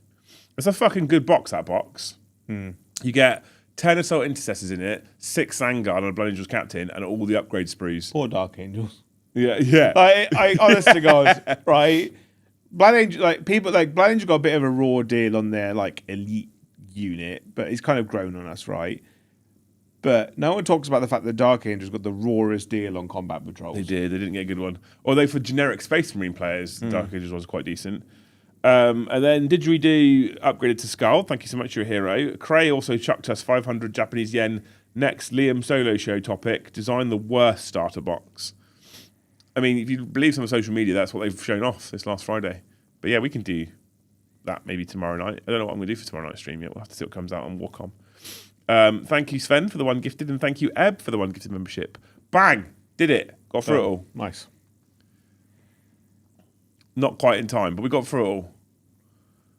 A missed opportunity to call him an Orc Lieutenant. He is essentially an Orc Lieutenant. And it would make me laugh if there was then 25 Orc Lieutenants over the next fucking 6 years. But the Orcs have done quite well out of character models over this edition, to be fair. Like, Orcs have had a pretty good showing in 10th edition. Fun fact as well, chat, right? If you order your 11th edition starter box from us at Hobby House here, you're going to be entered into a raffle to win a character. So we've picked up 5 Space Marine characters, 5 Orc characters. So like what are they called? Mega Boss in something arm. I don't know what Big Mech in Mega Arm or whatever it is and stuff like that. Space Marine Captain with Relic Shield, all that kind of stuff, right? So we've picked up 10 characters, and if you buy your or 11th edition launch box from Hobby House, you'll be entered into a raffle to randomly just win one of those characters. That's it. You haven't to do anything extra. You should be entered. We're also going to suggest that if you spend over X, and we're not yet sure where that price point X is, on launch weekend, including that box set, you'll also be entered into a chance to win a Combat Patrol box. You've got 3 Combat Patrol boxes up for grabs. I think there's 2 Space Marine, 1 Orcs ones. So it is possible that you could spend probably, I don't know, £250, come away with an 11th edition launch box, a Combat Patrol, and a character. How good would that be? How good would that be? So, you know. Or they could spend 250 quid and spend the day with me. You spend 500 quid, do both. Yeah. It's still less.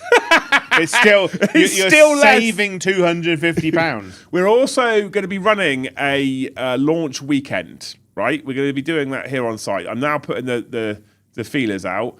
We're going to be selling tickets to a launch weekend where you'll come to Hobby House on the Friday. You'll be issued with your launch box for 11th edition. Potentially we'll get a little merch pack together, but time is tight right at the moment and I am stressed to my eyeballs. So you'll be able to turn up, you'll get your launch box, you'll be here for the weekend. You can sit, you can build, you can paint, you can play. I'll be here, Toby will be here, Joe might decide to be here on hand to teach you the game as well. Paddy's on about being here. So there is that as well. So we're going to be doing a launch weekend where you can be one of the few people at Hobby House for launch weekend. That's quite funny though. No, it's not funny. It is funny. No, it's not funny. Fuck you, Josh. Hope you carry your models away, you know? I mean, it's pretty good. They've discounted it to £500 already. Fuck off, really? I bet all the people that have paid 750 quid are happy. £500. Fuck it. Even 500 quid though is mental. You can buy a probably 50, 60 quid ticket and the value of the box and a merch pack perhaps, and come and spend a whole weekend here and we'll teach you the game. Well, you could buy an army for less than... And we'll teach you the game and you will have come away from here with a whole launch box, both halves of the fucking launch box because you've got the whole launch box, and having had an experience, enjoyed yourself for a weekend and learnt the game. You could come with a friend and one of you wants to do Orcs and one of you wants to do Space Marines. You could buy 2 copies and then just one of you has all the Space Marines, one of you has all the Orcs. They said it's about 750 points. Anybody who thinks that even £500 is worth it, it needs to have their head examined, honestly. But it's 500 quid for someone to read the rules for you, essentially. Well, that's what it is. Well, we've both been involved in content for teaching people the game with that particular company, and it's that's what all teaching things are is that the rules get told to you. And you move it around. It depends on how much interactivity you get with. I think there is a value in paying to learn to a point. I think that the value that's given to it by the person selling it far exceeds its actual physical value. But value is subjective. Value is always subjective.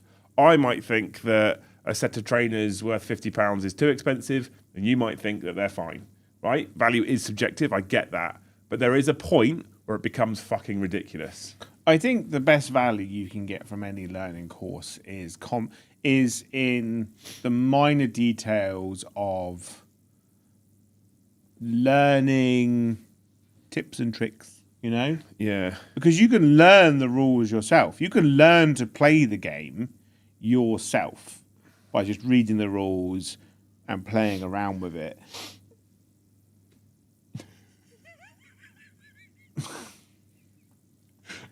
I think I always told people through the coaching stuff, I'm just like repetition, just keep doing it, and the more you do it, the better you will become. Because with the experience of doing it, you learn stuff. At this rate, you're going to have to take out a student fucking loan to do their courses. I'm learning to use guard properly, and with the learning of doing guard. Someone could tell you how to play guard, but without having multiple repetitions, you do not learn the strengths and the weaknesses. Yeah. Because someone could tell you the strengths and weaknesses, but you go, but what instance? Can you order online from Hobby House soon? Yeah. Like the website's close, like really fucking close. So soon. So don't talk. It's been more than a while. Put it that way. Anyway, you guys have been amazing. Thank you so much, you wonderful human beings, for being part of today's show. It's interesting to hear all your views and opinions on the box set. It is interesting that some people, our channel specifically, some people fucking love it, some people hate the Space Marine half, some people think it's not a great box. I think all things considered, when you include the cards, the little booklets, the small rule book, etc., I think it's the best box they've done. If you go just models, I'd probably agree with you about Pariah Nexus, just models, or Indomitus, whatever it was called. But The one with the blade guard.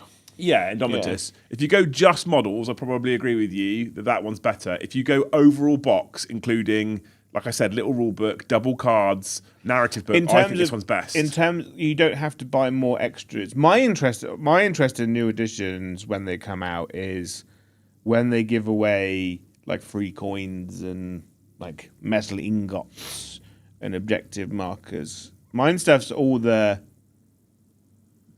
cool shit that comes around the starter boxes. Yeah. all Josh has the proven that he wasn't watching the whole show. Yeah. Speaking of guard, the It Spectre was longer than squad 20 was- minutes ago, Josh. Yeah, we've done that. We've covered that content. Yeah. Josh. Thank you, Siggy's Boy, for the $10 at the end. I'll be up for the launch weekend. Will the tickets include the pre-order for the box? Yeah. Which means the tickets will be fucking expensive. So you look at the tickets and go, how much? And realise it includes a whole launch box. Me and Josh have been playing Resident Evil 5 together. I game. I couldn't afford it, but I bought myself a PlayStation. Yeah. Because You should get Resident Evil. You should get Resident Evil 9. Actually, no, you should get Resident Evil 7, 8, 9. I've never played any Resident Evils. Oh.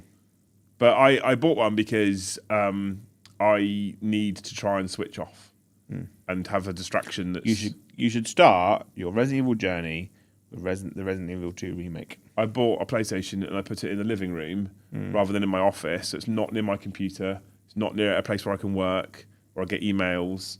And I put my phone on Do Not Disturb and I sit there for an hour and just try and escape. I can't stream it because it's in my From living the room. room. Yeah. You lock all the doors. Yeah. And you have to get out. I can't stream it because it's not in my office. It's just there and play video games. Which I've not done for ages and it's sort of working. So, hey, like I said, you guys have been amazing. Thank you for hanging out on the show. Thank you for all your opinions. Thank you for all your inputs. Thank you so much for all the gifted memberships as well. Big shout out to Rossonero, who gifted 100 all by himself. That's insane. I love you. Thank you so much. Tonight, we do have a live game of Warhammer 40k. It is Orcs versus Guard. We have got the new Guard vehicles. We have got the new Orc Fancy Bike Man. We are using the new Guard detachment. I don't know what detachment Tom's using. I think Tom is using it. If he doesn't use the new Orc detachment, he's a coward. Yeah, so that's tonight, right? Tonight at 7:30, Tom versus Joe, Orcs versus Guard. I'm on the deck. It'll be fun. Hopefully you can come and enjoy that one. Tomorrow night, we've got Warhammer show at 7:30 as usual. Thursday will be another Liam and Joe show, sat at the table, building some models. And then in the evening, there is a brand new contender coming to play with Joe, and I'll be on the deck yet again. Yeah. Friday, we're back with After Dark at 7:30. So... do we know what armies are being used on Thursday yet? Ash, so this big beautiful Ash is, I think it's Custodes. Cool. But it might be Emperor's Children. Cool. We haven't seen Custodes for a while, and yeah. Emperor's Children are cool. So either way, it's fine. Cool. There we go. That's everything. I think that's everything, Joe. Should we think about going and getting some food and doing some stuff and things now before we get ready for tonight's show? I am hungry. Yeah. Thank you so much for watching, you wonderful human beings. Please make sure you smash that like button on the way out. You are amazing. Hopefully we see you tonight. If not, we'll see you in the next one. Bye, have a wonderful time.